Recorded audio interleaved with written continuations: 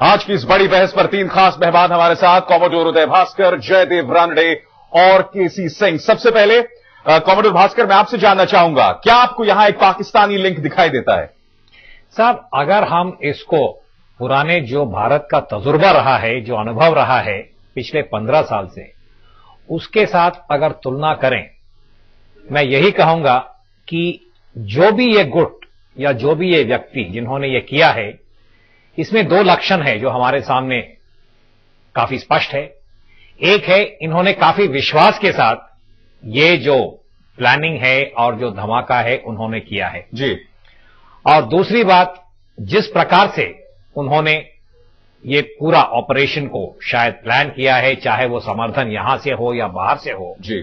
अगर हम प्रोबेबिलिटी की बात करें, मैं यही कहूंगा कि नवंबर 2008 में जो मुंबई का हादसा हुआ था और वहां से हमारे खुफिया एजेंसीज को जितना भी जानकारी मिला है जी, ये जो गुट हैं, ये जो समर्थन है और खास जो टारगेट उन्होंने बनाया है इजराइल के लोगों को या इजराइल को कोई भी एसेट जैसे एम्बेसी है, इससे लगता है कि पाकिस्तान का जो बेस है और अफगानिस्तान पाकिस्तान के अंदर जो उथल है, कई सारे ऐसे प्लेयर हैं जी, जो कि आजकल के जो दहशतगर्दी का जो माहौल है वो इस विचारधारा को अपना के एक ब्रांड नेम को पकड़ के बिल्कुल वो इस प्रकार का साजिश कर रहे हैं। तो इसलिए मैंने आउटसोर्सिंग की बात किया था। जयदेव रानडे साहब, आप भी इस बात से इत्तेफाक रखेंगे, क्योंकि लश्कर ए तैयबा ने, मुझे याद है आज से 2 या 3 साल पहले अपनी तरफ से एक बयान जारी किया था कि हमारे जो टारगेट्स हैं, उन्होंने दुनिया भर में 300 टारगेट्स को आइडेंटिफाई किया था, जिसमें सिर्फ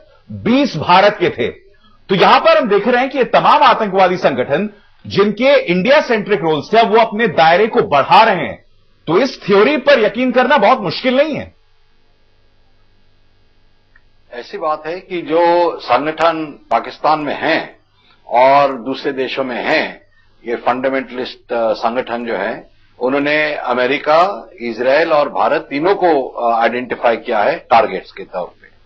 और जो हम देख रहे थे बंबई में जो हुआ, जिस तरीके से उन्होंने शाहबाद हाउस को टारगेट किया था जी, और यहां पे जो उन्होंने इजरायली एम्बेसी को या इजरायली डिप्लोमेट को टारगेट किया है जी, बहुत सोच समझ के किया है, बहुत प्लानिंग करके किया है। बिल्कुल। और इसमें कुछ सरप्राइज की बात नहीं होगी अगर यहाँ की कई लोकल हेल्प भी उनको मिली होगी। सिंह साहब, बिल्कुल। अगर हम लोकल हेल्प का बात कर रहे हैं तो फिर इसमें जरूर ये साबुत होता है या जाहिर होता है कि जो संगठन पाकिस्तान में है उनका भी हाथ हो सकता है। सिंह साहब, मगर अगर हम मसलन इंडियन मुजाहिदीन की बात करें, अगर इंडियन मुजाहिदीन वो लोकल हेल्प है जिसकी यहां बात की जा रही है, तो क्या आपको नहीं लगता कि इंडियन मुजाहिदीन का तो अब तक टारगेट करने का जो स्टाइल था, वो एक जगह बम रखकर चले जाते थे और फिर वहां धमाका होता था। यहां तो आपने खुलेआम एक हाई सिक्योरिटी जोन में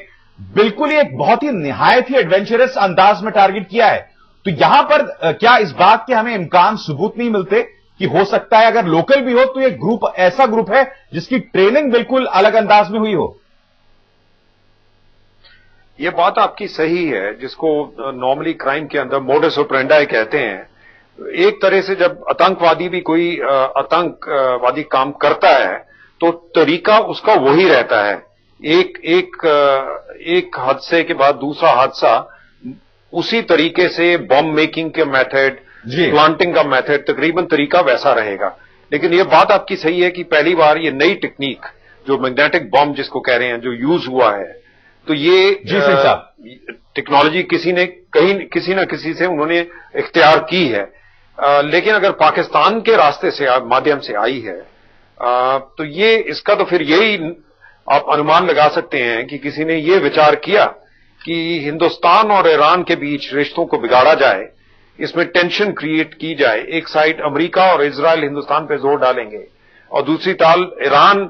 आपको अभी हाल में आपने देखा होगा कि हमने अमेरिका को कहा है उनके जो सैंक्शंस जो ईरान पे लगा रहे हैं कि आप ईरान से तेल मत खरीदिए, तो हिंदुस्तान ने कहा है कि नहीं, हम तो तेल खरीदेंगे। जी सिंह साहब, उसमें अड़चन ये बन सकता है, ईरान से तेल खरीदने में ये एक नई अड़चन बन सकती है।